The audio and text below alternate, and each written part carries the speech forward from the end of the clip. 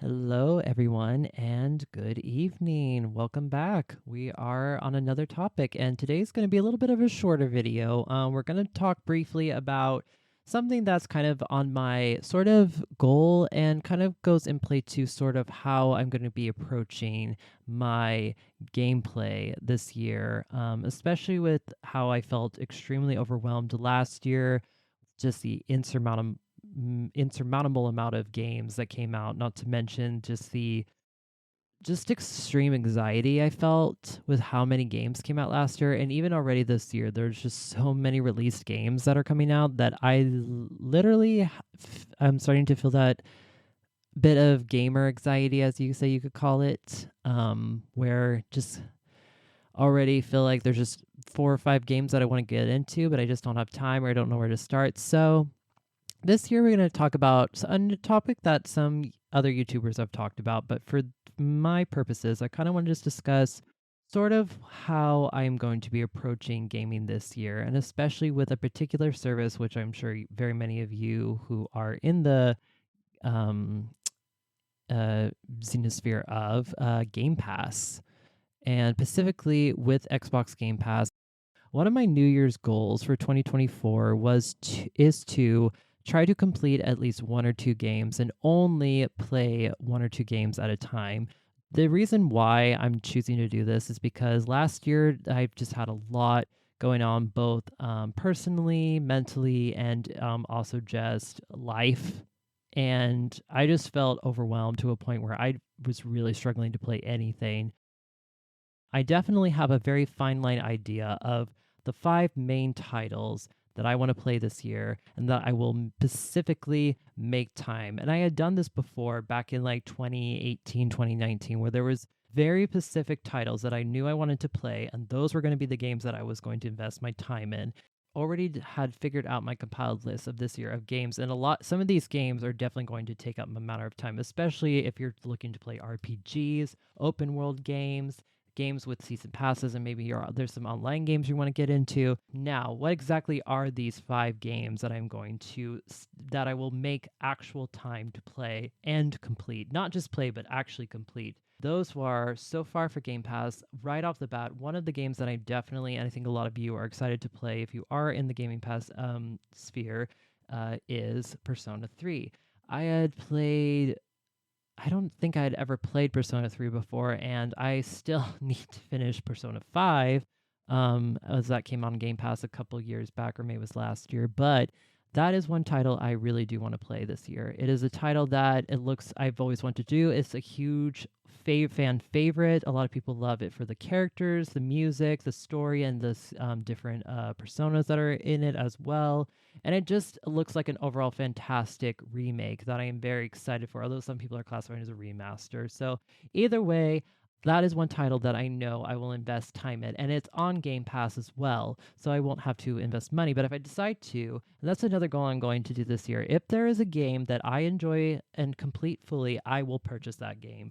So, because I also do want to keep giving back to the pictures, because even though with Game Pass, a lot of companies do lose money from it, even though we were aware of this. With Game Pass does come a great financial savings for subscribers, but companies and especially Microsoft does lose a huge chunk of that because they are losing more money out than they are getting into the Game Pass games. But it does bring more subscribers, and again, obviously Microsoft just purchased Activision Blizzard.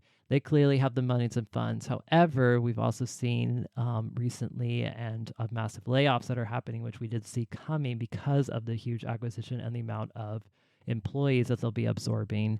That being said, I like the aspect of this with Game Pass is that I can try games, and I have purchased actual games from playing from Game Pass because I liked them and enjoyed them so much that I wanted to own them, so I wouldn't have to worry about that if they did get taken off Game Pass, they wouldn't be in my library anymore. So, that being the case, that is one of the titles that I will make time to play. Next title, obviously, on the list is going to be Senua's Sacrifice 2, the next one, or Hellblade. That game, if you have not played the first one, incredible indie game. Fantastic story. This is one of the games that actually will be in a series I'll be doing later in the next coming months called Games That Helped Me Through My Mental Health Journey. And this one was one of them, especially because the game actually uses psychosis and mental health as a catalyst for the main character's journey, story, and even plays into the gameplay and the experience, the sound design, the graphics, and the combat is very well done. And I absolutely would say if you are an Xbox gamer, you play Xbox, PC, Game Pass, get this game. It is so bloody good. Another one that I am really excited to try out this year is, of course, whenever it does get released, I still need to finish the first one, and that is one of my games to complete this year, is Hollow Knight. And of course, Silk Song being the next one, whenever that gets announced, I will be making time to play that. And I currently am looking to, after I finish a couple other games, start finishing up Hollow Knight. Hollow Knight is one of the games that I do have on my schedule to complete this year. But Silk Song looks like an absolutely fantastic sequel. I know we're very, very, very anxious to have this release from Cherry Bomb, and I know we are really excited to experience the next saga in this fantastic indie game. And of course, that will be one that I will be playing.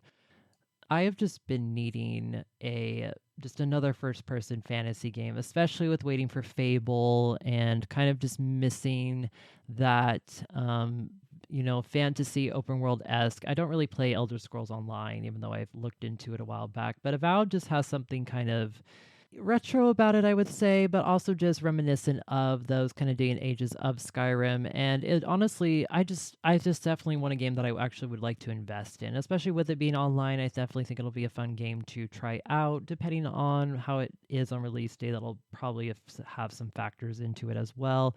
But I am genuinely excited to try it. And again, I've just been really wanting to have that fantasy open world, but in playing with online, but also having like the different classes, spells, infiltrating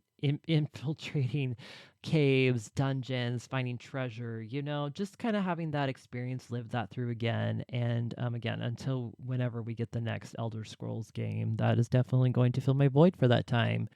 So I'm definitely excited for Avowed. But those are the games that I have specifically scheduled out this year to play, and those will be the ones that I will invest in. And thankfully, they're all in Game Pass. That's going to factor a lot into my decision making when it comes to playing games, because I don't have the same level of feasible income that I did last year. So that's one reason why I am very much excited for what Game Pass has for this year and what Xbox Studios is developing. But until then, that is what I have scheduled out this year to play. I would definitely be interested to know what games you guys are putting out this year. But like I said, this I think is going to help me in the long run, because it's going to really put me in a mindset of this is what you are going to play. Anything else, if we can get to it, we'll get to it. But for someone like myself, I genuinely want to enjoy a game. I genuinely want to put effort, time. I don't just want to rush through it and then jump into the next game. That stresses me out, and I just can't do it. It makes me lose enjoyment, and then it feels like a chore. It feels like a task. It's no longer a release of stress. It's now a kind of it's becoming like a task that I'm now having to complete. And I don't want that for 2024. I genuinely want to get back into really enjoying gaming, because last year I really struggled with trying to enjoy gaming. And this year I really want to get back into it and actually enjoy myself. But yeah, hopefully you guys I know there's a lot of stuff to look forward to this year. But yeah, that's going to do it for me, guys. Hope you have a good rest of the evening, and I will see you in the next one.